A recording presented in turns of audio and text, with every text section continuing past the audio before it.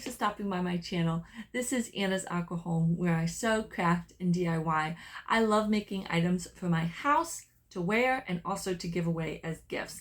Today I'm going to be showing you how to do what I'm actually wearing. I had this plain t-shirt and I added a little pocket to it, and I also added matching trim. So if you can see it a little bit better, I used this polka dot fabric. I did try to iron it, but it was, some of the wrinkles were a little stubborn. So I did it on both sleeves and then this cute little pocket. This turned out so well. I'll show you the picture that I got inspiration from on Pinterest.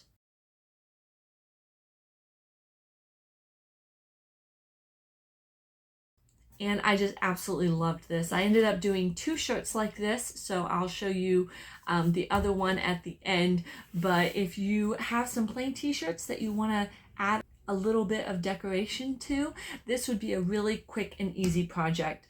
I just did this in an hour, had some fun figuring out how to add the trim and a little pocket, and I feel like it just takes this plain t-shirt up just a little bit. So thanks for stopping by. I hope you enjoyed the video. Here's my shirt. I probably should have ironed it a little bit better before starting. I think I do that a little bit later in the process, but I picked out this polka dot purple fabric to go with it. I thought it complemented it really well. There wasn't too much contrast, and I'm going to put it around the sleeve and also do a pocket. So I wanted to cut strips for the bias tape. So I went ahead and I wasn't sure whether first to do like a really skinny strip on the edge. I thought about doing a 1.5 inch strip and then folding it in. I decided to go with a 2.5 inch bias tape. And so that's going to fold down to really be about a 1/2 inch, 3/8 kind of a bias tape. By the time you fold both sides together, you'll see me do that in a little bit. I cut a scrap piece as well, and this is 4.5 inch wide, and then I'm going to trim it down to the size that I want my pocket. And this part really depends on what you want and the look of it. So I wasn't exactly sure the shape that I wanted my pocket. This had a really steep point at the bottom. I also thought about just doing the square and then folding in the 2 bottom pieces just a little bit.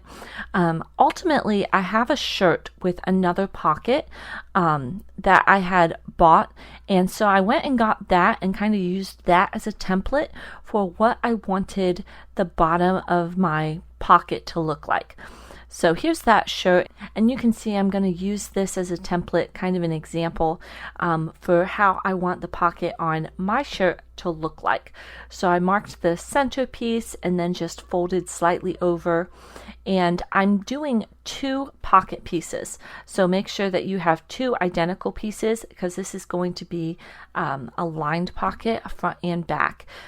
So once I folded the bottom and I liked the way that looked, I went and made sure that I liked how tall it was. The pocket that I have on my blue shirt is really small. I ended up making mine a little bit longer or deeper of a pocket. But so just play around with this. There's really no right or wrong answer.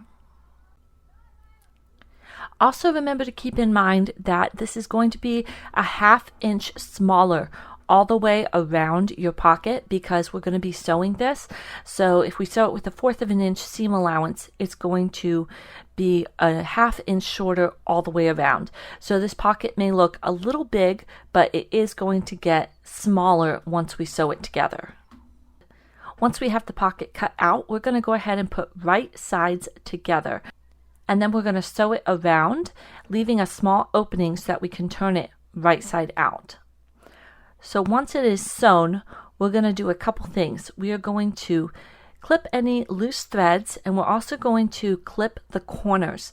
So go, and that will just help our corners of our pocket to have a really crisp edge and a crisp corner, and it will also reduce the bulk in the corners. So making sure just to clip those edges and the excess fabric, and then we can turn this pocket right side out.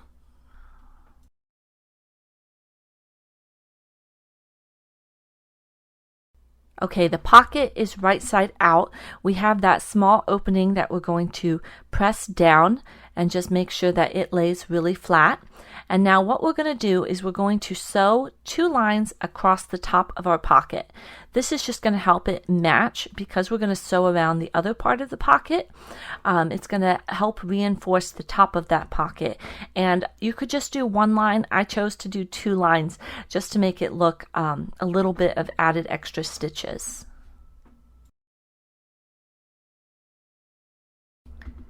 Now that the pocket looks really nice, we are going to go ahead and lay it aside.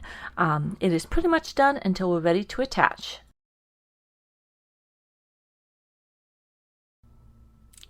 Next, I got out my shirt and I just need to measure the sleeve and make sure that my bias tape that I'm making is going to be long enough. So I am trimming the excess ends, and then I'm going to lay it out and fold it over and then lay the sleeve just so I'm sure I have enough fabric once I turn this into bias tape to go all the way around. So for my sleeve, I could actually just cut the strip. It was a whole length of the fabric, so it was about 40 inches. So cutting it in half left me about 20 inches, and that was enough to go around one side of the sleeve.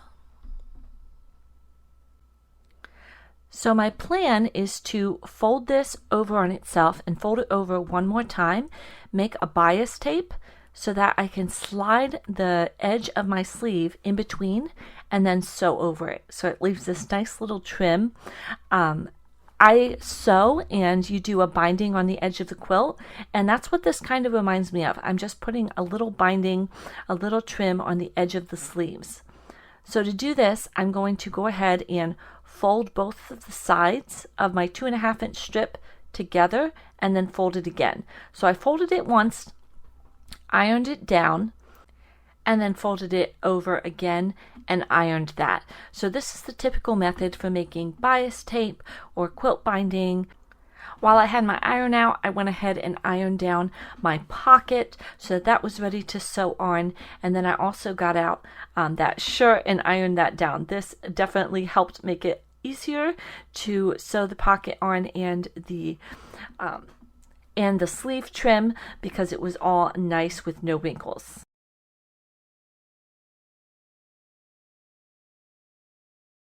Now here I got out my blue shirt that I had used as an example for the shape of the pocket. I went ahead and got that out again just so I could see the pocket placement.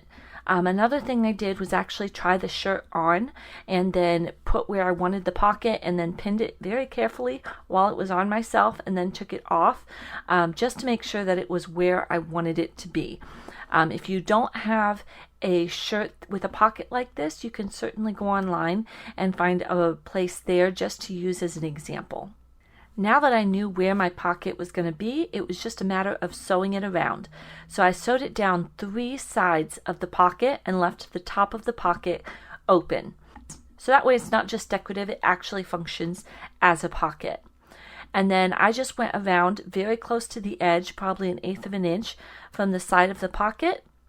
And the way we did this, by turning it inside out, there are no raw edges even inside the pocket. So I just really like this method for making pockets.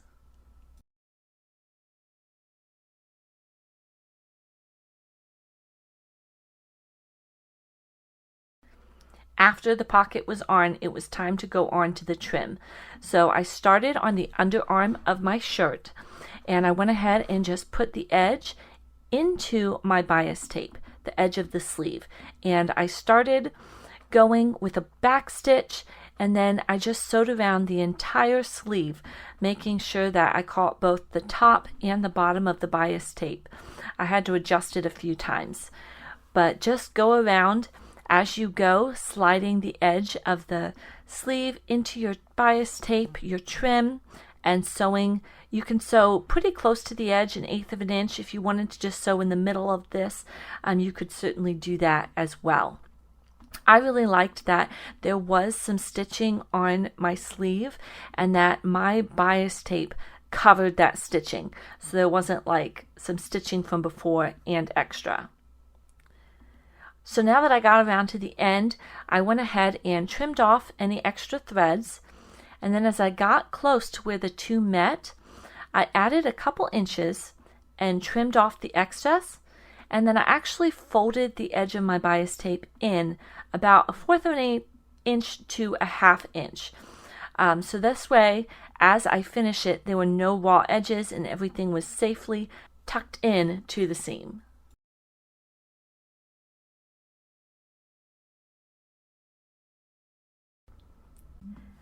And this is how it turned out. I love it so much. I went ahead and made a second one. The second one I made with a polyester fabric, and I really like the way it turned out as well. Had a little bit more of a contrast and pattern. Thanks so much for watching. Thanks for stopping by my channel, and I hope you have a great day.